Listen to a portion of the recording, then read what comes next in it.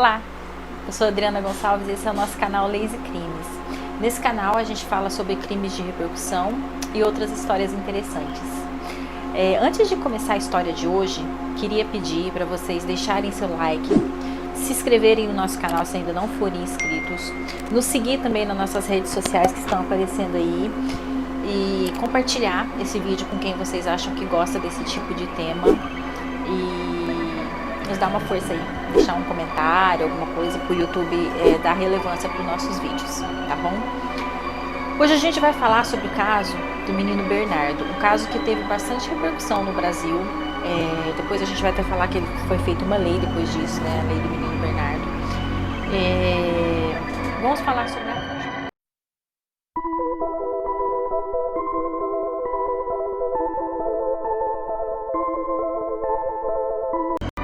Bernardo Glione Boldrini nasceu em Santa Maria, no Rio Grande do Sul, no dia 6 de setembro de 2002. Ele era filho do médico Leandro Boldrini e de Odilaine Uglione.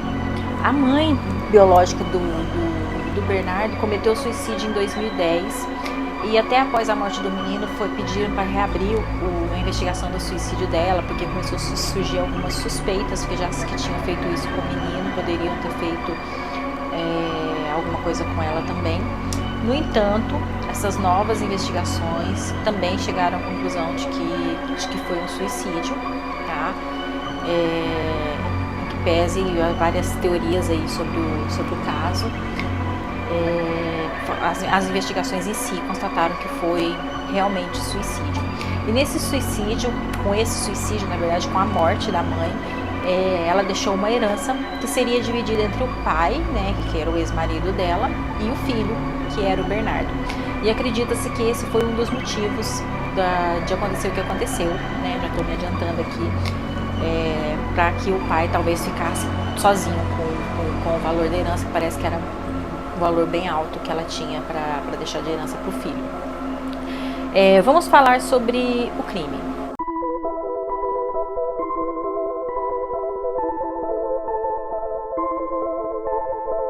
O crime aconteceu no dia 4 de abril de 2014, quando o pai do menino deu queixa do desaparecimento dele, dizendo que ele tinha ido dormir na casa de um amigo e não tinha retornado até então.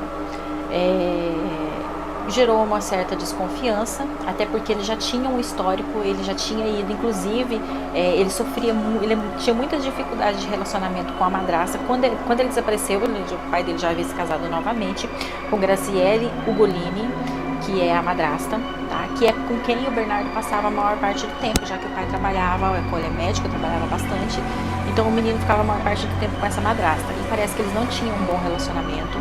Essa madrasta parece que maltratava muito ele, não gostava dele, enfim, tinha esses problemas que às vezes acontecem mesmo em famílias.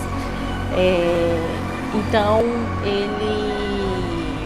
ele vivia com o pai, com essa madrasta.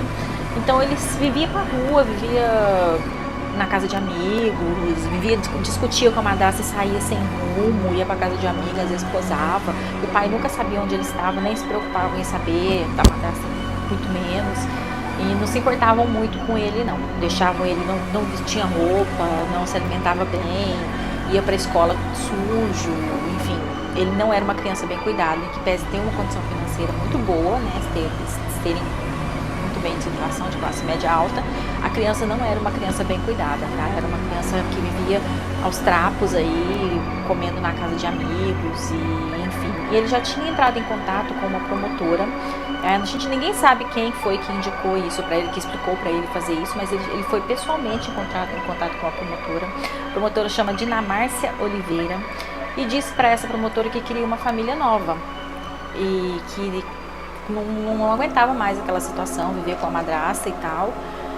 E a promotora até relata que foi feito depois uma audiência de conciliação, onde aconselharam ele e o pai prometeu que ia mudar e tal, e o menino resolveu dar uma segunda chance por pai. Parece que surgiu até a possibilidade dele morar com a avó materna, com quem ele tinha bastante laço afetivo, porém esses laços haviam sido cortados pelo pai após a morte da mãe. Mas o menino queria ir para uma outra família, parente de um amiguinho, não sei, filho de um amiguinho, mas mas a família não quis se envolver, né, no problema. E a promotora acabou que ele teve uma segunda chance pro pai, né, só que continuou tudo a mesma coisa, ele continuou sendo maltratado, continuou sofrendo maus tratos, enfim, continuou levando a mesma vida que ele levava antes, tá? E nesse dia do desaparecimento dele, a polícia começou a investigar e conseguiu encontrar Edelvânia Viganovic, é um nome meio complicado, Edelvânia Viganovic, que ela era amiga, digamos assim, da Graciele. A Graciele era enfermeira, tá? E a Graciele, teoricamente, teria, nesse mesmo dia, no dia 4 de abril, ela tomou uma multa por excesso de velocidade e o guarda constatou que a criança estava com ela no banco de trás, né? Que o Bernardo estava com ela no banco de trás. E quando a polícia encontrou a Edelvânia, ela acabou confessando que ajudou a fazer a maldade com a criança, tá? Segundo as investigações e segundo confessou também a Graciele, ela deu uma dose, chamou o menino para ir para uma cidade chamada Frederico Westphalen, que é uma cidade que fica próxima onde eles moravam, com a ideia de que iriam comprar uma TV e deu um remédio para o menino, midazolam, dizendo que era para enjoo, né? O menino tomou uma dose desse remédio e meio que ficou dopado, meio apagado, né? Esses remédios são muito fortes. Levou ele até um determinado local. Nesse local ela se encontrou com a Edelvânia e deu outra dose altíssima desse remédio via intramuscular, via intravenosa na veia dele, o que acabou levando ele a óbito, né? E aí elas levaram ele até a beira do rio que chama Rio Mico, é só confirmar o nome aqui, isso mesmo, Rio Mico, onde já tinha uma vala vertical que já havia sido cavada, que depois se descobriu que essa vala havia sido cavada pelo irmão da Edelvânia, um tal de Evandro Viganovic, ele que havia cavado a cova. Então elas enrolaram ele num plástico já sem vida, colocaram ele na cova e jogaram soda cáustica. Ele foi encontrado nessa cova, a própria Edelvânia levou eles ao local, praticamente sem roupa, enrolado num saco plástico, né? E vítima de uma crueldade muito grande cometida por essa madrasta, com a ajuda dessa Edelvânia, dessa amiga. E esse remédio, ele não é um remédio que você compra em qualquer lugar. Para você comprar esse remédio, você precisa ter uma receita. E essa receita foi feita, depois, durante as investigações, se descobriu que quem forneceu essa receita para a Graciele foi o próprio Leandro Boldrini. O que leva ele ao caso, acaba ligando ele de alguma forma ao caso, mesmo que ele não tenha cometido o crime em si, ele participou de alguma forma, tá? Segundo as investigações. Ele nega até hoje. Apesar da Graciele ter confessado e dito que ele não sabia de nada, a Graciele disse que ela que falsificou a assinatura dele e tudo, mas não convenceu.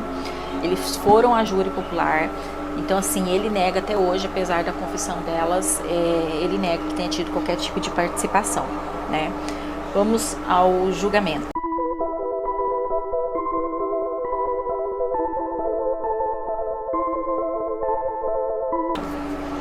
Então, eles foram condenados por homicídio quadruplamente qualificado, que é por motivo torpe, motivo fútil, uso de veneno, emprego de veneno, que foi a droga que usaram, né, para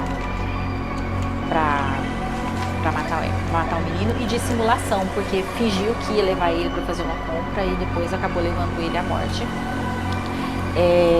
Eles pegaram ao todo... o Leandro pegou 33 anos e 8 meses, sendo considerado aí o mentor intelectual do crime, tá? A Graciele pegou 34 anos e 7 meses pelo mesmo crime, homicídio quadruplicamente qualificado.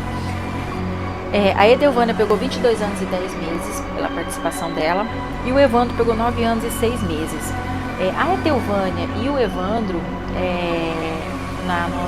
no julgamento, o promotor disse que, por mais cruel que eles tenham sido, eles foram movidos por dinheiro. Já a Graciele e o Leandro foi pelo simples prazer de se livrar daquela criança. Aí entram as teorias que seria por conta dessa herança que a mãe tinha deixado, que eles não queriam dividir com a criança, e porque consideravam a criança um estorvo ou algo que estava atrapalhando a família, e eles não queriam um menino ali e resolveram se livrar entre aspas, se livrar do problema, né, da pior maneira possível. O Leandro teve o julgamento dele anulado agora em dezembro de 2021. Tá? O TJRS, Tribunal de Justiça do Rio Grande do Sul, anulou o julgamento, alegando que o promotor fez algumas perguntas que não estavam, porque o júri popular, principalmente, ele tem que ser muito rígido no seu procedimento. Se houver qualquer falha no procedimento do júri, ele pode ser anulado. Então, se tem muita atenção, tanto dos advogados quanto da promotoria, acusação e defesa, e juiz e jurados, tem muita atenção no júri, porque o júri, uma falhinha no seu procedimento gera aí uma dificuldade pode gerar anulação do julgamento, que foi o que aconteceu no caso dele. A forma como o promotor fez as perguntas levou a como se estivesse induzindo as testemunhas, então eles consideraram que isso foi válido e anularam o julgamento. Então ele vai ter um novo júri, tá? Isso não quer dizer que ele vai ficar sem punição, isso quer dizer que ele vai ter um novo júri, ainda não foi marcado. Ele pediu a liberdade dele, já que o julgamento havia sido anulado, porém foi negado pelo STJ, tá? Recentemente. Ele teve a liberdade negada, o STJ negou, que pese não seja para marcar o próximo júri, nem tem uma data ainda quando vai ser o próximo júri dele. Eu acho muito difícil ele não ser condenado novamente, porque a repercussão que teve desse caso foi muito grande, né?